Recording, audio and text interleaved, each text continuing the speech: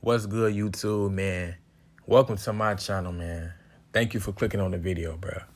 Now, I'm almost on the road to, I'm almost at 1,000 subscribers, man. So, thank you to everybody who liked my video, clicked on my video, subscribed to my channel, man. That's what's up, bro. I appreciate that because, it take a lot of effort for me to make these videos sometimes. So, I definitely appreciate people who like my videos. Definitely appreciate people who subscribe to my channel, man. So, shout out to y'all, man. But, man, now that that's out the way, it's gonna get ugly, man. But I want to say this though. Respect to King David, box or die. I don't got really nothing against him personally. Just I don't agree with none of the a lot of the talking points that he has. But respect to his channel, respect to the video that he made. Quality video and things like that. A lot of errors in that video, but still quality, content that he make on his channel, bro. So with that being said, man, let's get into this video, bro. Now, I'm gonna give you a quick backstory, as I should do, so you can know what is going on. So basically, he did a video, and I wasn't responding to what he was saying in the video. To be honest, I really didn't hear what he was saying in the video because I was, preoccupied doing something else. But I was reading the comments, and I read one of his comments. I wasn't necessarily responding to what he said in the video. I was responding to what I saw somebody say in the comment of his video. So just to clear that up, But I'm going to say this. I replied to somebody's comment that said that Danny Garcia was not a legitimate welterweight and Mikey Garcia wasn't a legitimate welterweight, right? So, I understand not having Mikey Garcia as a legitimate welterweight, but I don't understand not having Danny Garcia as a legitimate welterweight. And that's pretty much what I'm going to be explaining in this video after I had already explained it.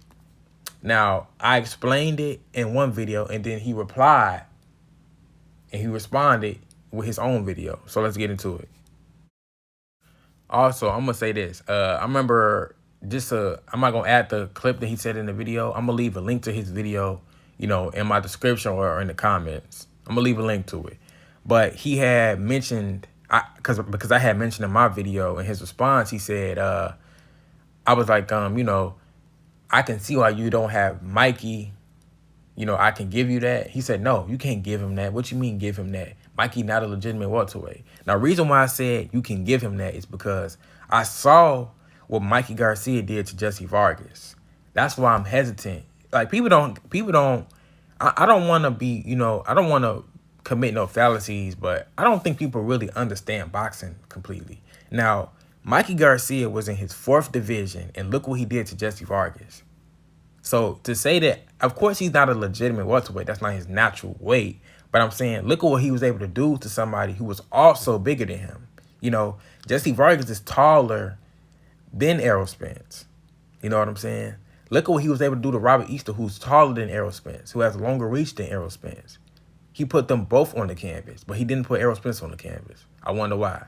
So I'm saying this. He put Jesse Vargas on the canvas. He hurt Jesse Vargas bad in that fight. And he's a small dude. Jesse Vargas is naturally bigger than him, right? That's what I'm saying, man. So, yeah, he's not a legitimate welterweight, but that don't mean he's not the real deal, man. That's all I want to say. Come off initially as an unbiased and unobjective boxing fan, right? It's going to come off that way because those are a lot of the words that he likes to say, right? But if you listen closely, you can hear a lot of the rhetoric, the Errol Spence fanboy rhetoric, and a lot of the same talking points and undertones that a lot of these extreme Errol Spence fanboys use on a regular basis, right? So really, nigga, you're really not fooling nobody. I know you an Errol Spence fanboy, but you may not admit you're an Errol Spence fanboy, but I know you're Errol Spence. So basically, you trying to say that I'm clearly an Errol Spence fanboy and I'm trying to cover that up. But, I'm not really a popular channel, so I'm not going to hold you accountable for saying that because you probably don't watch my videos. I mean, you say you watch my videos, but you clearly don't. because, I never shied away from the fact that I'm rooting for Errol Spence to beat Terence Crawford. My most popular videos about the fight, I'm telling you clearly that I'm rooting for Errol Spence. I left it in my description that I'm a fan of Errol Spence. So I'm not hiding the fact that I rock with Errol Spence. That's not nothing that I'm hiding. But I'm trying to break down the actual fight. I'm trying to break down the actual fight objectively. And that's what I think that I'm doing. Because if I was an extreme Errol Spence fan, I would not be picking Terence Crawford to win, which I am. So I'm not going to try to prove to you that I'm objective. And I'm damn sure not going to try to prove to you that I think that Terence Crawford is going to win the fight. I mean, it's nothing else to it. I think that Terence Crawford is going to win the fight based on evidence. If you just watch a couple videos on my channel, you can see it. I think it's a stylistic advantage for Terence Crawford. Simple as that. It's no further explanation needed. You can call me an extreme Errol Spence fan all you want. That's perfectly fine. It has nothing to do with the argument. Because you do realize that I can be an extreme Errol Spence fan and still be correct. Do you realize that? So I want to make that clear. You can be an Errol Spence fan or a fan whoever and still be correct. So please do not think that you have hit some kind of checkmate by calling me an Errol Spence fan. You know what I'm saying? All my arguments are backed up by facts. You clearly know that. Ring Magazine, ESPN is backing up what I'm saying. So, I mean, this is where it really goes downhill from here. You know what I'm saying? So stay tuned, guys. If you look at majority of his resume, you're going to see a lot of fighters that were well past their prime. A lot of fighters well past their prime. A lot of fighters that... So basically, your talking point right here is you saying that majority of the people that Danny Garcia fought at 147 aren't natural welterweights. They came up from smaller weight classes, and they were towards the end of their career. Now, I want to make the point that this is probably going to be, this is definitely going to be a contradiction on your end. But I'm going to say that for the later end of this video. But now, so you seem to be emphasizing that, oh, these guys are smaller welterweights, okay? And that's all his best wins is coming from smaller guys.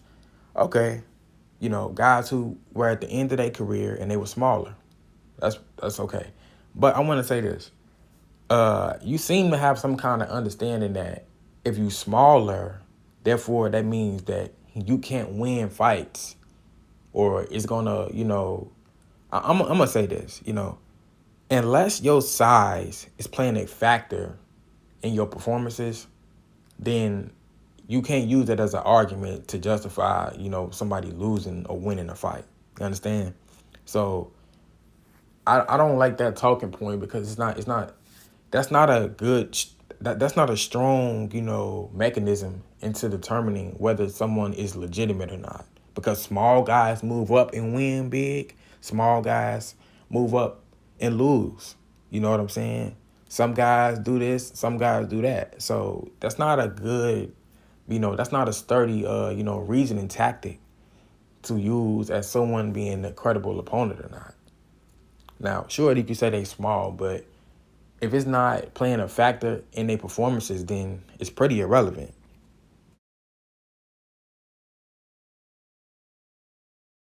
Now, if you think I'm just saying that just to deflect and dismiss what you're saying, here's your comment.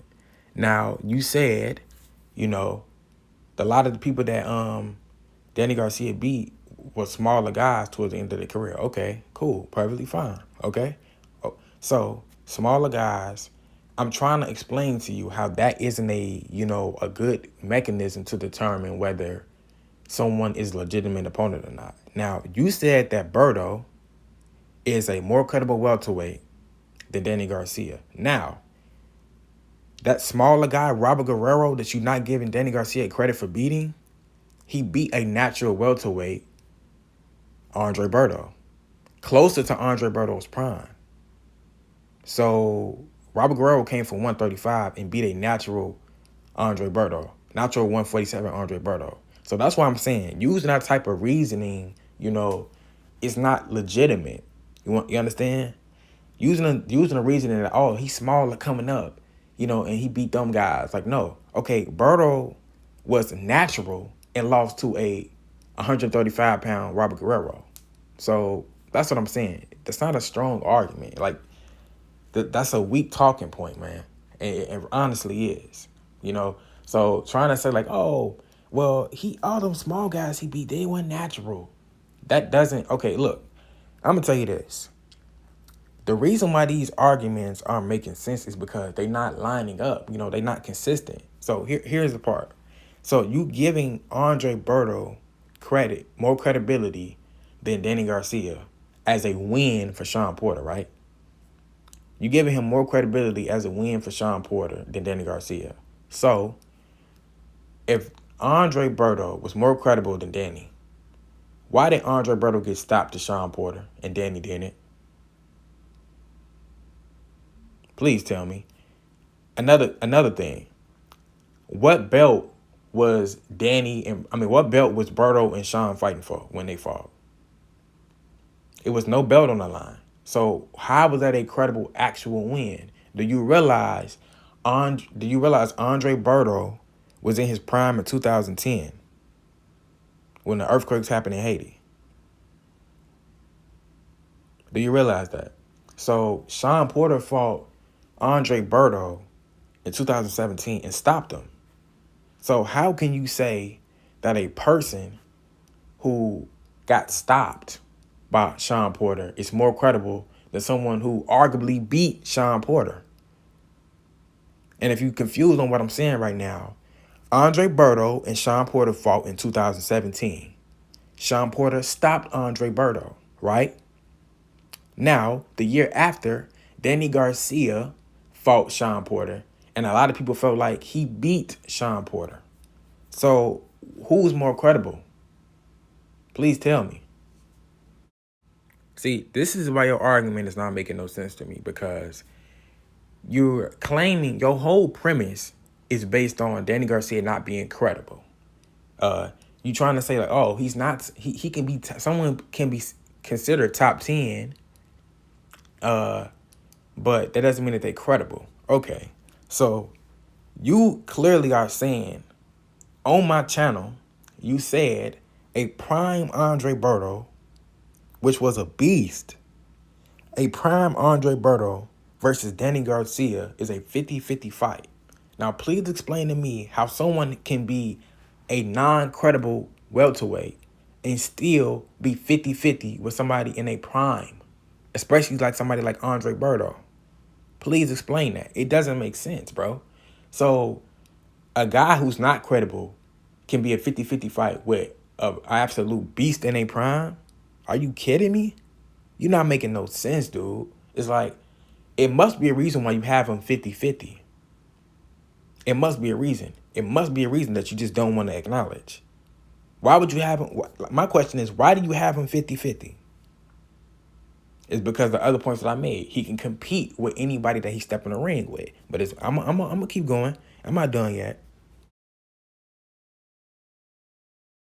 Rankings, then they're gonna go by the sanctioning body and they're gonna go by the rankings, right? Because at the end of the day, Igis Kavalauskas is the top 10 welterweight. He was ranked in the top 10 in the WBO rankings. Okay, so he would be a top 10 opponent. But Bud's not going to get credit for beating an Igis Kavalauskas, right? Which would be technically considered a top 10 opponent, right? Because nobody knows Igis Kavalauskas, right? They don't know his name. So he's not a top 10 opponent. But Danny Garcia is somebody who also technically qualifies as a top 10 welterweight. Oh, we got to give Errol Spence all this credit for beating a Danny Garcia, who's a top 10 welterweight. But Bud Crawford gets no credit for beating another top 10. You know who else was a top 10 welterweight? Amir Khan was a top 10 welterweight. You know who else was a top 10 welterweight?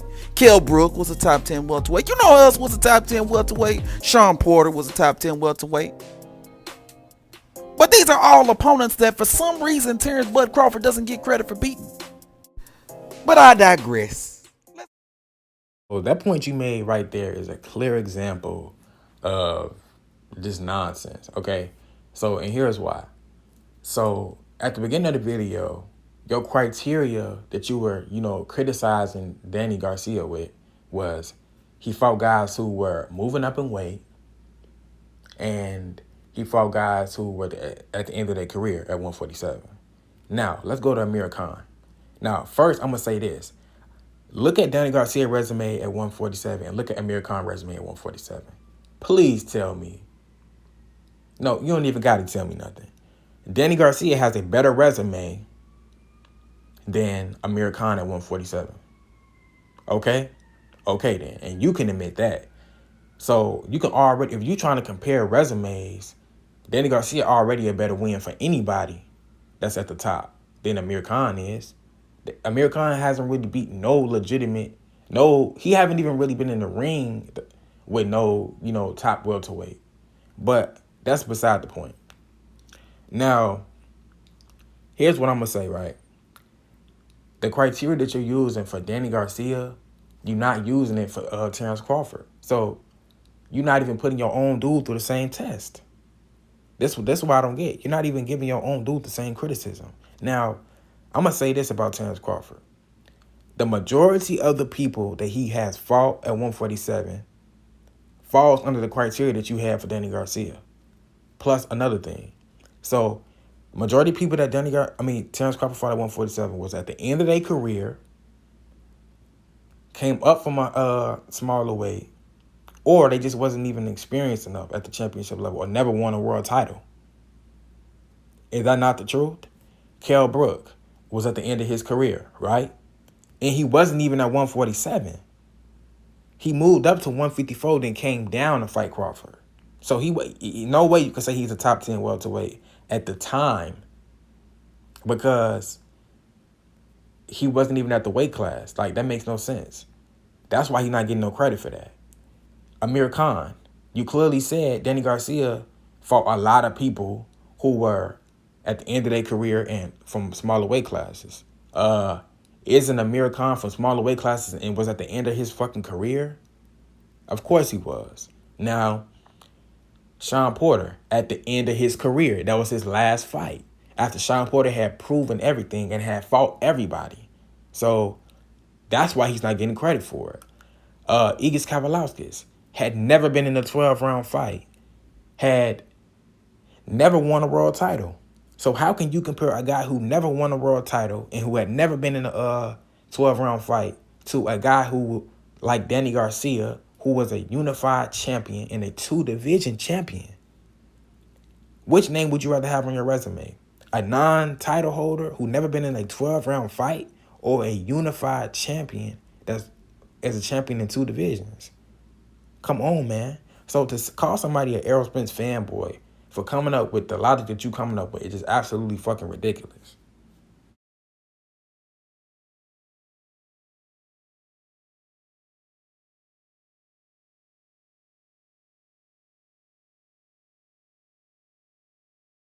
He's been in a big fight. So he clearly can compete with the top guys of the division, which makes him a top guy. Now, if you can't compete with the top competition, then you're not amongst the top guys. Wait a minute, fam. Hold on, I'm confused. Is Danny Garcia a top welterweight because he's been in the big fights? Or is he a top welterweight because he survived in the ring with top welterweights? Which one is it, fam? I'ma really need you to pick one, bro. This Which is what one I call a straw man argument. It's funny to me how Errol Spence fans you don't know what a straw man argument is, look it up. And then pick and choose. You're attempting to change what I'm saying so you can have it better, so you can have better leverage on my argument or for your argument. So you saying that is he a top 10 welterweight because he survived in the ring? I never said nothing about surviving. I said he can keep up and he can compete with them. There's a completely different thing between surviving and keeping up with the person that you're in the ring with. Do you understand that? So if me and you, is going tit for tat, back and forth, then can't you say that we on the same level? Of course you can. So why are you doing this with Danny Garcia? Oh yeah, because Errol Spence beat him, that's why. Anyway, like I'm saying, what he did against the top level competition, how he looked against the top level competition, in no way shows that he's not a top 10 welterweight. Now, he didn't get the decisions, but You cannot use it as the ultimate factor in deciding whether someone is a credible opponent or not. You know what I'm saying? It's about what you do in the ring. You know what I'm saying? It's plenty of people that didn't fought tremendous fights who could have gotten decisions and they didn't get them. You know what I'm saying? So it's ridiculous to use that kind of logic. But I'm gonna pull up what people were saying about Danny versus Sean, and I'm gonna pull up what Terence Crawford had to say about Danny Garcia.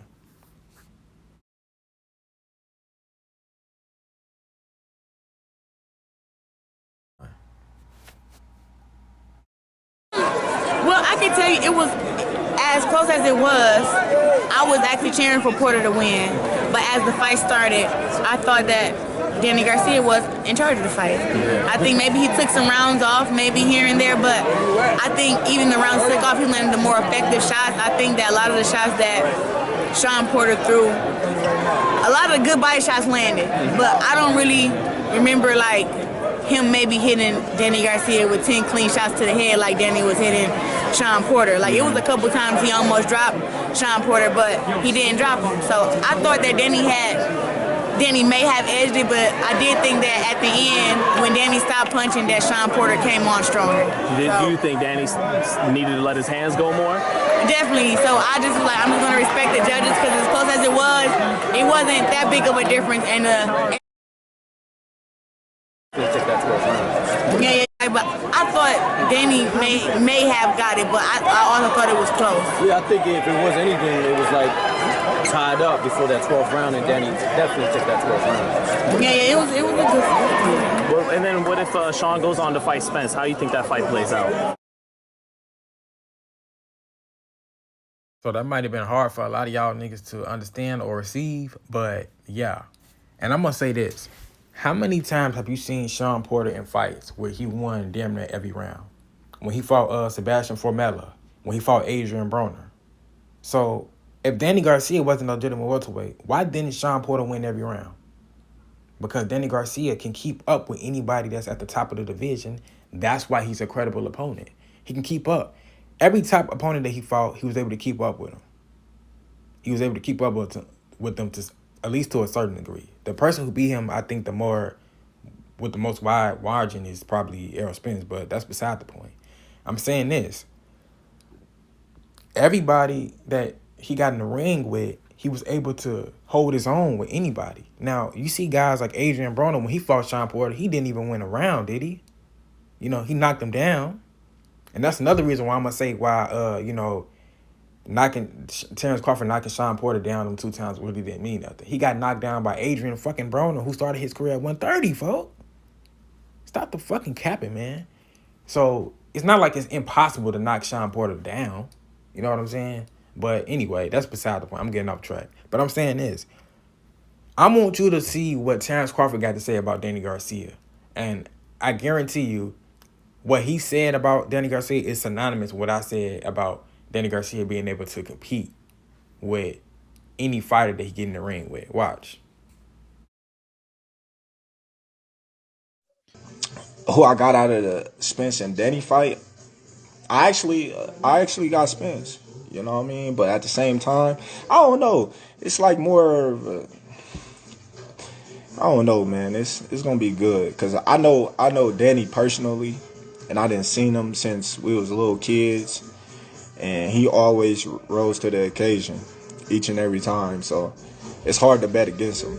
You know, that's why I say it's a 50-50 fight. It was a 40-60 in Spence's favor, but the more and more I think with my head and just think back to the Danny Garcia that I know, when he motivated and when he feel like his back against the wall and got something to prove, he always rose to the occasion. Dating back to all the way when he was going overseas and down 10 points coming back to win, like Danny always was that type of person that never.